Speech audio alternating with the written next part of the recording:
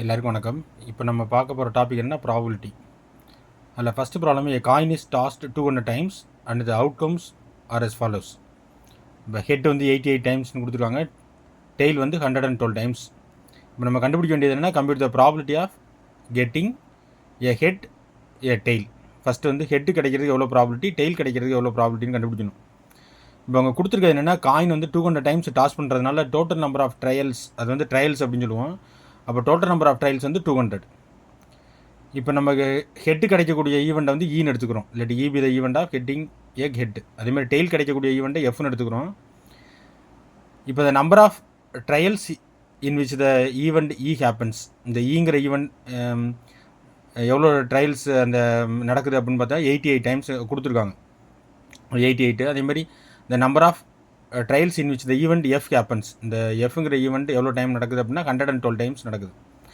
இப்போ நம்ம கண்டுபிடிக்கிறது ப்ராபிலிட்டி ஆஃப் ஹெட்டிங்கே ஹெட்டு கிடைக்கிறது என்ன ப்ராபிலிட்டி அப்படின்னா அது வந்து நம்ம எப்படி டினோட் பண்ணுவோம்னா பி ஆஃப் இன்னு டினோட் பண்ணுவோம்.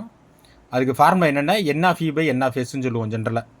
அதாவது number of trials in which the event happens by total number of trials. இப்போ ஈங்கிற ஈவெண்ட் எவ்வளோ டைம்ஸ் நடக்குதுன்னா 88. அதனால் 88 பை நம்பர் ஆஃப் ட்ரையல்ஸ் வந்து 200. அதனால் 88 பை 200. அதை நீங்கள் 2ஆல் இப்போ கேன்சல் பண்ணிங்க அப்படின்னா 88 2ஆல் கேன்சல் பண்ணும்போது 44, 200 2ஆல் கேன்சல் பண்ணும்போது 100. அப்போ 44 பை 100, நமக்கு 44 பை 100 அப்படிங்கிறது நமக்கு ஆன்சர் வந்து 0.44. அதான் ஆன்சர். அதே மாதிரி அடுத்து ப்ராபிலிட்டி ஆஃப் ஹெட்டிங்கே டெய்ல் கிடைக்கிறதுக்கு என்ன ப்ராபிலிட்டினா அதை நம்ம எப்படி டினோட் பண்ணுறோம்னா பி ஆஃப் எஃப்னு டினோட் பண்ணுறோம். பி ஆஃப் எஃப்ங்கிறது நமக்கு ஃபார்முலா என்னென்னா N of F by N of S. அதே மாதிரி அப்போ 112 பை 200. அப்போ அந்த 112 பை 200 அப்படிங்கிறது நம்ம 112 2ஆல் டிவைட் பண்ணால் 56, 200 2ஆல் டிவைட் பண்ணால் 100. அப்போ 56 பை 100 அப்படின்னு கிடைக்கும். அப்போ நமக்கு ஆன்சர் வந்து 0.56. இது ஆன்சர். அடுத்து நெக்ஸ்ட் ப்ராப்ளம். அடுத்து செகண்ட் ப்ராப்ளம் என்ன கொடுத்துருக்காங்கன்னா in a survey of children it was found that 142 like outdoor games. இப்போ 142 சில்ட்ரன்ஸ் வந்து அவுட்டோர் கேம்ஸை லைக் பண்ணுறாங்க, 58 சில்ட்ரன்ஸ் வந்து இன்டோர் கேம்ஸை லைக் பண்ணுறாங்க. அப்போ find the probability that a child chosen at ரேண்டமாக நம்ம செலக்ட் பண்ணும்போது அவங்க லைக்ஸ் அவுட்டோர் கேம்ஸை அவங்க விரும்புகிறதுக்கு எவ்வளோ ப்ராபிலிட்டி இருக்கும். அதேமாதிரி லைக்ஸு இன்டோர் கேம்ஸ் ரெண்டு இது கேட்டிருக்காங்க. இப்போ அதே மெத்தட் தான். நம்பர் ஆஃப் சில்ட்ரன்ஸ் வந்து 200. அப்போ number of N of S வந்து 200. Let be the event that a child chosen likes outdoor கேம்ஸை விரும்பக்கூடிய அந்த சில்ட்ரன்ஸ் இருக்காங்களா அந்த ஈவெண்ட் ஈன்னு எடுத்துக்கிறோம். அப்போ அவங்க என்ன கொடுத்துருக்காங்கன்னா என் ஆஃப் இ வந்து 142ன்னு கொடுத்துருக்காங்க. அதேமாதிரி எஃப்ங்கிற ஈவெண்ட் வந்து இன்டோர் கேம்ஸை லைக் பண்ணுற சில்ட்ரன்ஸ் இருக்காங்களா அந்த ஈவெண்ட்டை எஃப்னு எடுத்துக்கிறோம். அது என் ஆஃப் எஃப் வந்து ப்ராப்ளத்திலே கொடுத்துருக்காங்க 58. இப்போ பி ஆஃப் இக்கு formula N of E by N of S. அப்போ 142 பை 200. 142 2ஆல் கேன்சல் பண்ணோம்னா 71, 200 2ஆல் கேன்சல் பண்ணி 100. அப்போ 71 பை 100. அப்போ ஆன்சர் வந்து 0.71 கிடைக்குது. அதேமாதிரி பி ஆஃப் எஃப் அதுக்கு ஃபார்முலா வந்து N of F by N of S. N of F அவங்களே கொடுத்துருக்காங்க என்ன 58. அப்போ 58 பை 200. 58 2ஆல் கேன்சல் பண்ணும்போது 29, 200 2ஆல் கேன்சல் பண்ணும்போது 100. அப்போ 29 பை 100னா 0.29. அதான் ஆன்சர். அடுத்து third problem. A section of class 9th consist of 45 students out of which 15 are boys. மொத்தம் ஒரு 9th கிளாஸில் டோட்டல் நம்பர் ஆஃப் ஸ்டூடெண்ட்ஸ் வந்து 45. அதில் 15 வந்து பாய்ஸு, ரிமைனிங் இருக்கிற 30 வந்து கேர்ள்ஸ். இப்போ find the probability that a student chosen at ரேண்டமாக நம்ம செலக்ட் பண்ணும்போது அவங்க பாயாக இருக்கிறதுக்கு எவ்வளோ ப்ராபிலிட்டி, கேர்ளாக இருக்கிறதுக்கு எவ்வளோ ப்ராபிலிட்டி தான் கேட்டிருக்காங்க. இதுவும் அதே மாடல் தான். டோட்டல் நம்பர் ஆஃப் ஸ்டூடெண்ட்ஸ் வந்து 45. அப்போ என் ஆஃப் எஸ் வந்து 45. அதுமாதிரி let be the event of choosing a பாயை நம்ம சூஸ் பண்ணுறதுக்கான ஈவெண்ட்டை ஈன்னு எடுத்துக்கிறோம். அப்போ என் ஆஃப் இ வந்து எவ்வளோ பாய்ஸ் இருக்காங்கன்னா 15 பாய்ஸ் இருக்காங்க. அதே மாதிரி எஃப்ங்கிற ஈவெண்ட் அப்படிங்கிறது சூஸிங் எ கேர்ள், அது வந்து என் ஆஃப் எஃப் வந்து 30. இப்போ நமக்கு ஃபார்முலா வந்து பி ஆஃப் இக்கு formula N of E by N of S அப்படின்னு சொல்லுவோம். அப்போ என் ஆஃப் இ வந்து 15, என் ஆஃப் எஸ் வந்து 45. அப்போ 15 பை 45. அப்போ நம்ம அது ரெண்டையும் கேன்சல் பண்ணும்போது 15 × 3 45. அதனால் 1/3 ஆன்சர். பி ஆஃப் எஃப் வந்து ப்ராபிலிட்டி சூஸிங் ஏ கேர்ள், அது வந்து N of F by N of S. அது வந்து ஆன்சர் என் ஆஃப் எஃப் வந்து 30. அப்போ 30 பை 45. அப்போ நம்ம 30 15ஆல் டிவைட் பண்ணும்போது ஆன்சர் 2. அதேமாதிரி 45 காமனாக அதே 15ஆல் கேன்சல் பண்ணும்போது ஆன்சர் 3. அப்போ ஆன்சர் வந்து 2/3 கிடைக்கும். அடுத்து next fourth problem. In a cricket match a batsman hits the boundary 6 times out of 42 balls. By him, find the probability that he did not hit the boundary. அப்போ அவங்க என்ன கேட்குறாங்கன்னா,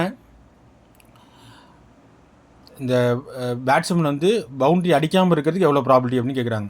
அப்போ நம்பர் ஆஃப் பால்ஸ் வந்து 42, என் of S வந்து 42, எஸ்ங்கிறது sample space அப்படின்னு சொல்லுவோம். Let E be the event of a batsman hits the boundary. அது வந்து என்னென்னா எவ்வளோ கொடுத்துருக்காங்கன்னா 6 times கொடுத்துருக்காங்க அவுட் ஆஃப் 42 balls. அதனால் என் ஆஃப் வந்து 6. இல்லாட்டி எஃப் அப்படிங்கிற ஈவெண்ட் வந்து batsman did not hit the boundary அடிக்காமல் இருக்கிறதுக்கு உள்ள ஈவெண்ட்டை வந்து எஃப்னு எடுத்துக்கிறோம். அப்போ என் ஆஃப் எஃப் என்னென்னா மொத்தம் 42 balls 6 balls தான் அவங்க பவுண்ட்ரி அடிக்கிறாங்க. அப்போ மீதி ரிமைனிங் இருக்கிற இந்த 42 - 6 36 balls பவுண்ட்ரி அடிக்கலை. அது என் ஆஃப் எஃப். அப்போ என் ஆஃப் எஃப் வந்து அந்த 42 - 6 42லேருந்து டோட்டல் நம்பர் ஆஃப் பால்ஸ்லேருந்து அந்த பவுண்ட்ரி அடிக்கிற பால்ஸை மைனஸ் பண்ணிடுறோம். அப்போ தான் பவுண்ட்ரி அடிக்காது கிடைக்கும். அதனால் 36. அப்போ அப்புறம் பி ஆஃப் எஃப் வந்து ஃபார்முலா வந்து N of F by N of S. அதனால் 36/42 ரெண்டுமே காமனாக நம்ம வந்து 6ஆல் கேன்சல் பண்ணலாம். அப்போ 6 × 6 36. அதனால் 6 அதே மாதிரி 6 × 7 42. அதனால் ஆன்சர் வந்து 6/7. அடுத்து next problem, fifth problem. In a sample of 365 items 125 are found to be defective. Find the probability an item selected at random being defective or not defective. ரெண்டு இது கேட்டிருக்காங்க. அப்போ மொத்தம் இருக்கிற ஐட்டம்ஸ் வந்து 365 items இருக்குது.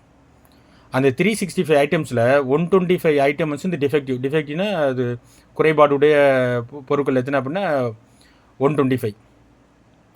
இப்போ நம்ம ரேண்டமாக ஒரு ஐட்டத்தை செலக்ட் பண்ணும்போது அது டிஃபெக்டிவாக இருக்கிறதுக்கு எவ்வளோ ப்ராபிலிட்டி, நாட் டிஃபெக்டிவாக இருக்கிறதுக்கு எவ்வளோ ப்ராபிலிட்டி, அதான் பார்க்க போகிறோம். இப்போ டோட்டல் நம்பர் ஆஃப் ஐட்டம்ஸ் அப்படிங்கிறது 365. அப்போ என் ஆஃப் எஸ் வந்து 365. இப்போ நம்பர் ஆஃப் டிஃபெக்டிவ் ஐட்டம்ஸ் என்ன கொடுத்துருக்காங்கன்னா 125 கொடுத்துருக்காங்க. இப்போ நம்ம அந்த ஈவெண்ட்டை ஈன்னு எடுத்துக்கிட்டால் என் ஆஃப் ஈ = 125. அடுத்து number of not defective items அப்படிங்கிறது என்ன அப்படின்னா ரிமைனிங் இருக்கிறது. மொத்தம் 365 ஐட்டம்ஸில் 125 வந்து டிஃபெக்டிவ்.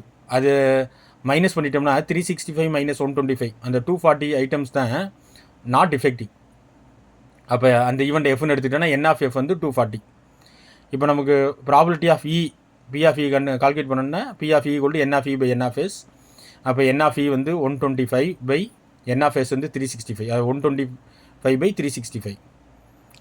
அதை நம்ம 5ஆல் கேன்சல் பண்ணோம் அப்படின்னா ரெண்டு பக்கமே நியூமரேட்டர் அண்ட் டினாமினேட்டர் ரெண்டுமே 5ஆல் கேன்சல் பண்ணும்போது ஆன்சர் வந்து 25/73 கிடைக்கும். அதே மாதிரி P of F = N of F by N of S. N of F வந்து 240, என் ஆஃப் எஸ் வந்து 365. இதையுமே நம்ம 5ஆல் கேன்சல் பண்ணும்போது ஆன்சர் வந்து 48/73 கிடைக்குது. தேங்க்யூ.